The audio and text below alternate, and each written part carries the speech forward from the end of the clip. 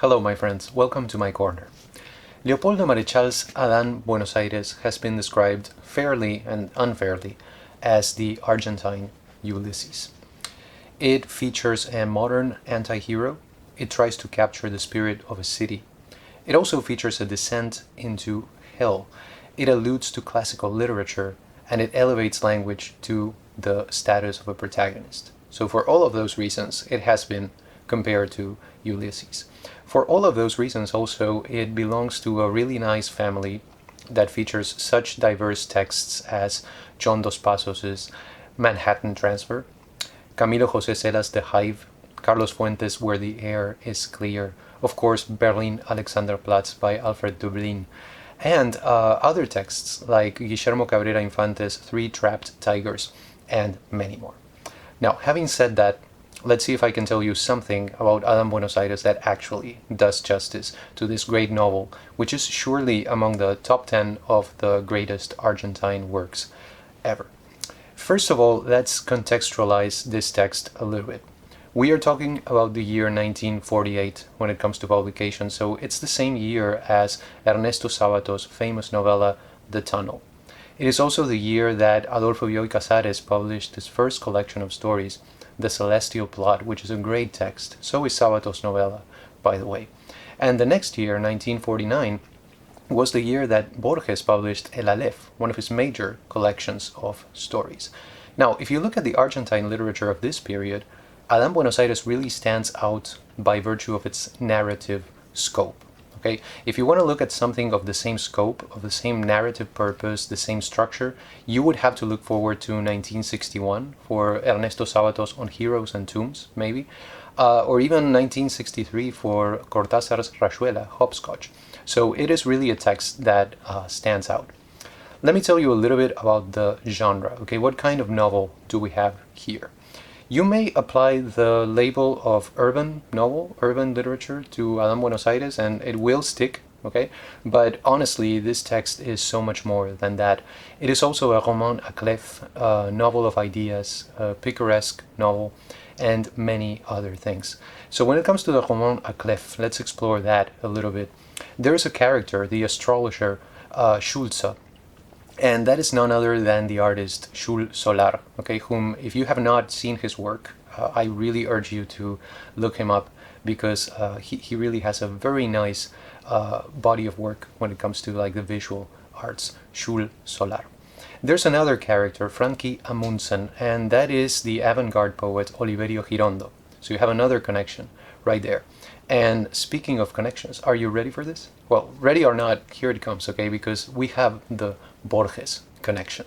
Now, Borges never wrote specifically about Adán Buenos Aires. I searched for it and tried to look for a review or some kind of comment or something like that.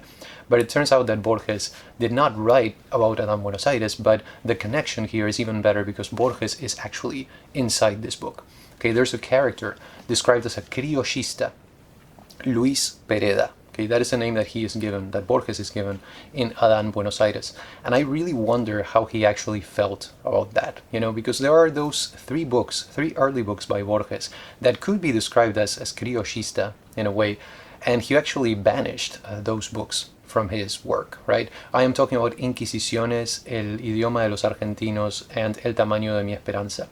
Now, fortunately, I believe thanks to Maria Kodama, we have access to those books, but Borges wanted them not to be published anymore. So anyway, that is the Borges connection here with Adán Buenos Aires. And last but not least, I am missing one very important character. You know Macedonio, right? Macedonio Fernandez, of course. He was like a spiritual father to this generation of authors, and he is in Adán Buenos Aires mentioned by his real name. So you can tell how important he was to these authors just by that. So that is the roman à clef aspect of Adán Buenos Aires, but as I also told you, this is a novel of ideas too. How does that work? There are two things that the characters in Adán Buenos Aires do all the time, or most of the time that we see them: walking around and philosophizing. Okay, in other words, they are peripatetics. And that is the connection with the novel of ideas. This novel, I would say, because of the discussions and because of the walking around, is both kinetic and static. So it's an interesting balance that it achieves between those two ideas right there. The long discussions in the novel really reminded me of Thomas Mann's Der Zauberberg, the Magic Mountain from 1924. So if you like the exchange of ideas, the philosophical novel, if you want to call it that way, this novel really is for you. Let's talk a little bit about plot, okay? If you read Adam Buenos Aires, from the very first moment you're going to realize that this is not the kind of novel that you read for plot, okay? It's just not the way it works. It is a novel of manners. It is a picaresque novel too, as I mentioned before, and as such, it is really a brilliant satire. The element of satire here is just fantastic. And the humor, the sense of humor that you find in this novel is just 100% Argentinian sense of humor. Okay, you have the irony, the sarcasm, okay, the hyperboles, the understatement, the wordplay, all of that, it's all here in this novel of Adam Buenos Aires. So if you're wondering what is Argentine humor like, this novel is a great way to explore that. The lexicon and the syntax, okay, are just beautifully elaborate, right? And they are Baroque when they need to be. You know how you have some novels, especially some Latin American novels, okay, let's be honest and upfront about this, where the Baroque is used, it seems, just for the sake of the Baroque. That's not what you find in Adam Buenos Aires. This is a novel that employs the Baroque when it has to, and for, you know, ironic purposes and things like that. So it's really very well done when it comes to the use of the Baroque. When it comes to the language, really, I would say that very few authors have done what Leopoldo Marechal has done for Argentine Spanish. And one of the reasons for that, this is probably a good point to mention that, is that even though Marechal is primarily known these days as the author of Adam Buenos Aires, this great novel, he was before that a poet. Okay, so he was mainly, I think he considered himself mainly to be a poet. So that is something that you can really tell as you read the novel. Let's look at the contents. Okay, basically what we have here is an indispensable prologue, as the author calls it, and 7 books. Okay, the number 7 is really important here. So 7 books, 7 sections to this novel. I forgot to tell you how many pages it has, just to give you an idea. So we are looking at, in this edition, which has kind of small font, 620 pages to Adam Buenos Aires. So it's a lengthy text. Now, in the prologue, Marechal announces the death of Adam Buenos Aires. So talk about a spoiler. Okay, I didn't even say spoiler alert because it tells you right in the beginning of the novel. The action takes place in Buenos Aires in the 1920s, and the exact date is Thursday, April 28. Okay, so Thursday, April 28. They don't specify, the narrator doesn't specify the year, but if you look at the calendar, it has to be either 1921 or 1927.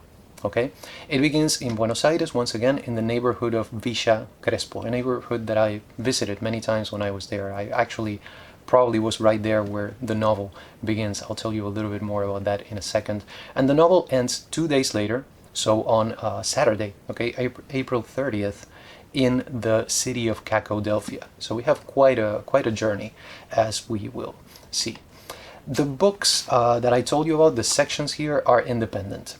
Okay, so there's not really a lot of connection between them in terms of what happens, right? We have independent sections right here. And the first one, for instance, is, I'll give you a little tour of the novel. The first one basically introduces the characters and the setting. We are told of the exact location where Adam Buenos Aires lives, and that is 303 Monte Egmont Street.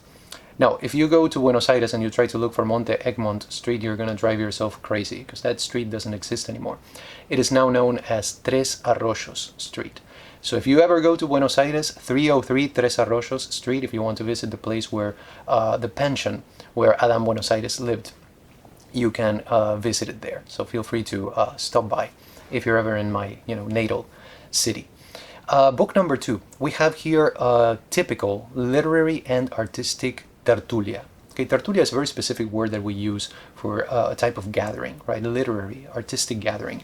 These were very common in those days. So we get a taste of what it would have been like in those days to attend a tertulia. And we also hear quite a bit in this second book about Solveig Amundsen, who is Adam Buenos Aires' love interest. And in his eyes also the only worthy recipient of the blue-bound notebook, which Adam Buenos Aires considers to be his spiritual autobiography. I'll tell you a little bit more about that in a couple of minutes. Then we have book 3, which takes us to the neighborhood of Saavedra, also in Buenos Aires. And in those days, if you look back a little bit in history, the neighborhood of Saavedra was considered to be kind of like a frontier between civilization, the capital, and barbarism outside of the capital, to borrow that famous dichotomy from Domingo Faustino Sarmiento, which is ironic these days, right? So book 3 is a really dreamlike section that features plenty of surrealistic imagery and also alcohol in huge amounts. Okay, so that is book number 3. Then at the center of book number 4, we have a typical payada, okay, but it's a mock payada. A payada is like a guitar duel, when people respond to each other with the guitar and with verses and stuff like that. So what this part is doing, book number 4, is to establish a dialogue with the gaucho literature, with literatura gauchesca. And this, the payada, is followed by the inevitable visit to a house of ill repute, just as you have in Ulysses. So yeah, that's what happens in that part. We are now in book number 5, okay, and this one sees Adán when he wakes up the following day, Friday, with a terrible hangover. In this part, he is confronted by his past. He's also walking around also, and he meets his students, because Adán, the character, is a poet and a teacher, which is something that Leopoldo Marechal also was. So you could also consider Adán Buenos Aires an autobiographical novel. As I said before, there are plenty of genres, plenty of frames that you can put to this novel, plenty of lenses through which you can approach it. Then we have books number 6 and number 7, and these two actually make up, let me see if I can show you, they make up almost half of the novel. So that right there, if you can see it, these two are books number 6 and 7, and they are something else, okay? Book number 6 is the Blue-Bound Notebook, so Adán Buenos Aires' spiritual autobiography, and book number 7 is titled The Journey to the Dark City of Cacodelphia. So this is basically a rewriting of Dante's Inferno, okay, with the character of the astrologer Schulze as Virgil to Adán's Dante. So that is basically how the novel ends, really. There's one thing that I wanted to mention here that is important, I believe. Many people, many critics have called Adán Buenos Aires the great Argentine novel. And if you think about it, really, what other text deserves that title? Okay, Hopscotch? Not really, right? On Heroes and Tombs? Maybe, but there are problems there too. Now, if you ask me, there is not one single novel that deserves that title, okay? Just as there is no single novel that deserves to be called the great American novel. And yet, I would tell you, of course, there is no doubt in my mind that Adán Buenos Aires is one of the seminal works of Argentine literature. It is far from perfect, okay? But it has been highly influential. And even after 75 years of its original publication, it really retains its narrative power. So that is really something to consider. It has been highly influential, as I said, and actually there is a lot of Cortázar right here, okay? So you can find The Wandering, The Search for the Lost Woman, The Group of Friends that replaces the family, all of those elements that you can find in Cortázar, and much more than that, it is here. And Cortázar was actually an early admirer of this text in his youth. He wrote a review of Adán Buenos Aires for a publication titled Realidad. And I wanted to share with you a few of the things that Cortázar said about Adán Buenos Aires, some phrases really, just to share this with you briefly. So when describing Adán Buenos Aires, Cortázar said that to this novel there was algo de cataclismo. So there's a little bit of a cataclysm about this novel, right? He also spoke of the pérdida de unidad, so the loss of unity. And he also said, pocas veces se ha visto un libro menos coherente. So we have seldom seen a less coherent book. Cortázar, in a nutshell, complained about the disjointed structure of Adán Buenos Aires. And you could think that is ironic, right? I mean, Cortázar, Julio Cortázar, the author of Hopscotch, is complaining about disjointedness. Are you kidding me? It's not ironic, okay? Cortázar's Hopscotch, for all its disjointedness, actually does have a structure. Okay, there is method to the madness there. If you have read it, you know what I mean about Cortázar's Hopscotch. Adán Buenos Aires, on the other hand, it really is a little bit messy. Okay, messy. That sounds familiar.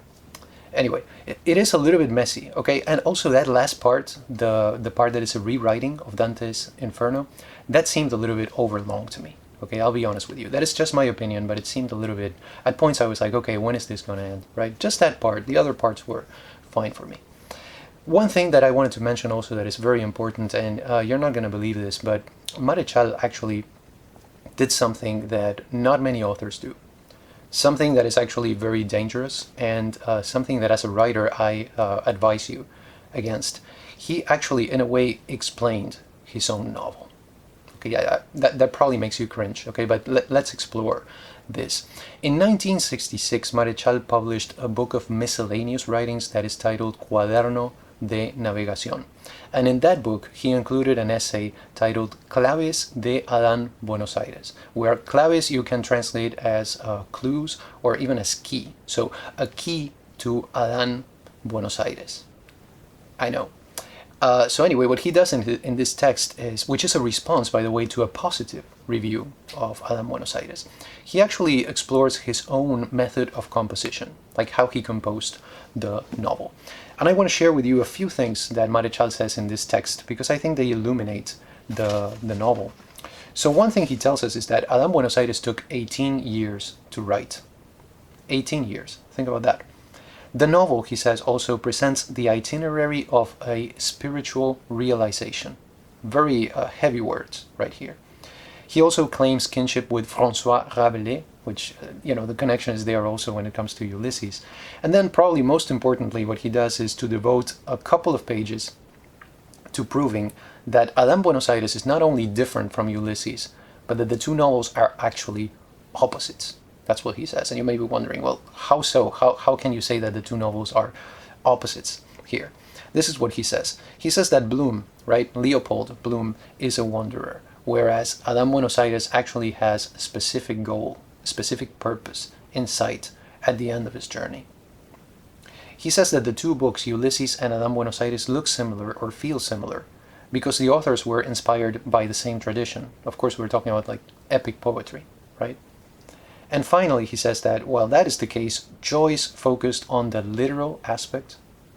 Marechal claims to have gone for the spiritual dimension. So the literal versus the spiritual. That is what Marechal says, okay? I want to tell you a little bit about the English translation. It was done by Norman Cheadle. I want to say that I have not read the entire book, but I did sample quite a bit of it just so that I could give you an idea of what the translation is like and to get the feel of Adán Buenos Aires, as it is known in English. And my view of this, okay, my impression is that this is a brilliant translation. It captures the language, the tone, the vision, the poetry, the spirit, the sense of humor, everything in just amazing ways. And the edition in which it is published is really nice too, because it comes with a wonderful introduction that places the novel in its proper context, and it also has some great illustrations, including an image of the cover, the original cover of Adán Buenos Aires in its first edition. So really it's really a beautiful edition. So those are my thoughts on the English translation. Bottom line here, okay, Adán Buenos Aires is really a superb, unforgettable novel, but it is also criminally underrated. Okay, and you heard correctly, I used that word. It's criminally underrated, if you ask me. If I were to put together a top 5 of the Argentine novels in terms of like transcendence, in terms of like their literary significance, Adán Buenos Aires would definitely make the list, and depending on what day you ask me, I might even put it in number 1. Okay, it depends on what day you ask me, but that's what I would say. This is not just the Argentine Ulysses. Okay, it's a fantastic novel in its own right. It's a novel that deserves our attention, so much more attention than it gets. So it is really my hope that you will read it, and if you do, please let me know, because I would love to hear your thoughts about it. And actually, now that I think about it, there is nobody with whom I can actually talk about this novel right now, because honestly, I don't know anybody who has read it. So please let me know if you do. I'm going to keep reading Marechal. I have that book, Cuaderno de Navegación, that I just told you about, the miscellaneous book. I have not read the entire book. I read just the essay about Adán Buenos Aires so that I could share it with you. But if I can get my hands on his poetry, I would love to experience that too. And there's another novel by him, El Banquete de Severo Arcangelo, that I would really like to experience. It's different from Adam Buenos Aires. So those are, some reading experiences that I look forward to if I can ever get my hands on those books. So by all means, let me know if you do read this novel. Do you have any questions, comments, recommendations, recipes? I'm listening, as always. Thank you so much for stopping by, and have a wonderful day.